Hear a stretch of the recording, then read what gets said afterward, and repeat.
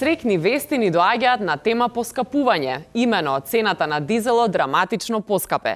Иако на почетокот на годината владата ја зголеми акцизата на дизелот, мислејќи дека ќе се намали загадувањето, сепак единствено што се намали е џебот на граѓаните. А што мислат тие на оваа тема? Ќе погледнеме во прилогот кој следи.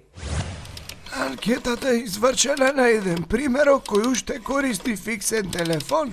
97 годишната Марија Јосифова од Скопје ни рече дека не слуша, иако го бараме Мичо, тој починал во 1978, ама бил многу добар човек. Треба сега да одиме кај Марија на кафе да гледаме албуми. Не правиме повеќе анкети на фиксен телефон.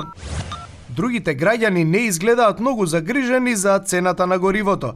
445.000 не може да си дозволат повеќе од еден оброк на ден, а не па нафта со него. Другиве се наапчиња за смирување, така да се е во ред, само вие името да не го дадат.